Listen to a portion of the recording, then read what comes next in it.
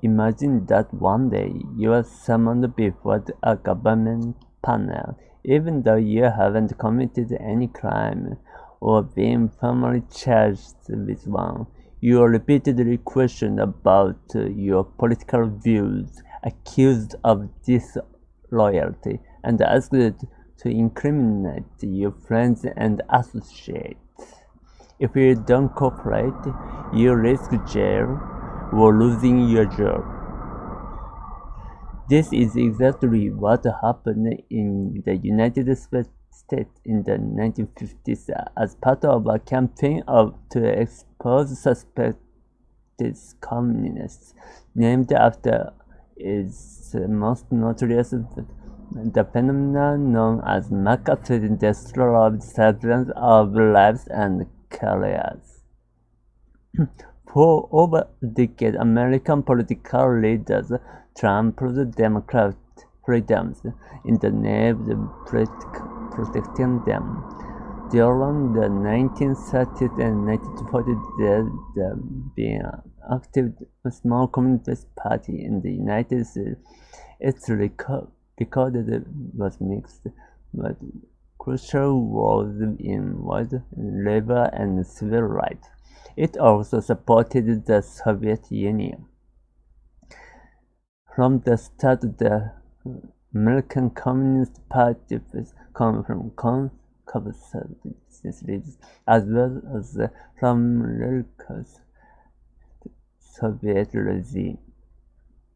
During World War II, when the USA and USSR were allied against Hitler, some American communists actually spied for the Russians.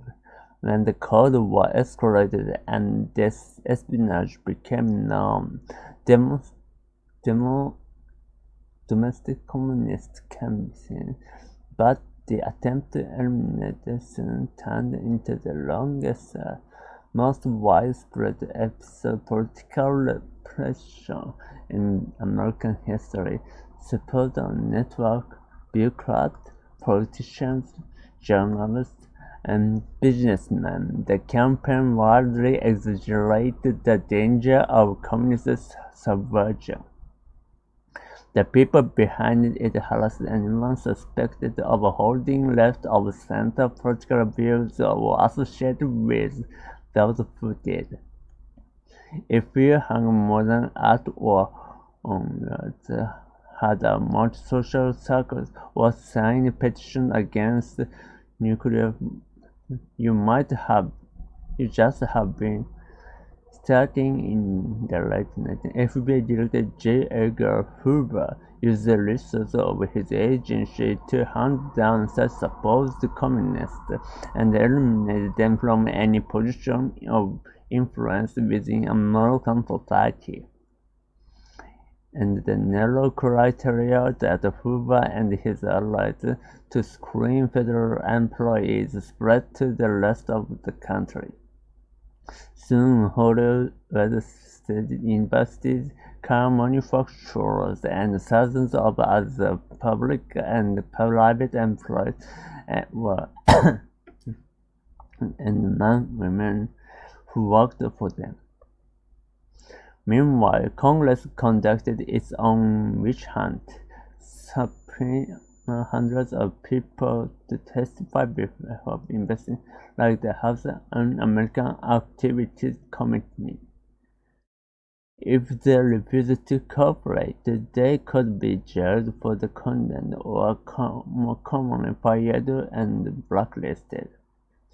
Ambitious politicians like Richard Nixon and Joseph McCarthy used such hearings as a partisan weapon, accusing Democrats of being soft on communism and deliberately losing claim to communist bloc. McCarthy, a Republican senator from Wisconsin, became notorious by flaunting ever-changing lists of alleged communists within the State Department. Egged on by other politicians, he continued to make outrageous accusations while distorting many student praised him. And the Korean War broke out. McCarthy seemed vindicated. Once he became chair of the Senate's Permanent Subcommittee of Investigation in 1960, McCarthy lost. It was his investigation of the army that finally turned public opinion against him and diminished his power. McCarthy's colleagues in the Senate censured him, and he died less than 3 years later, probably from alcoholism. McCarthyism ended as well. It had ruined hundreds, if not thousands, and just narrowed the American political spectrum. Its damage to democratic institutions would be long-lasting. In all likelihood, there were both Democrats and Republicans who knew that anti-communist projects were deeply unjust.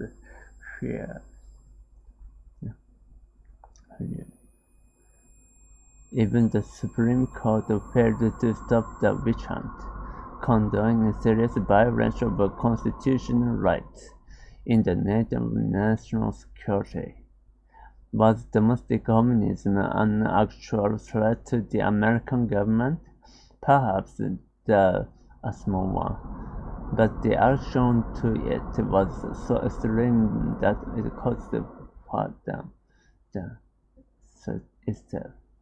And if new demagogues appeared in certain times to attack unpopular minorities in the name of patriotism, could it all happen? Yeah.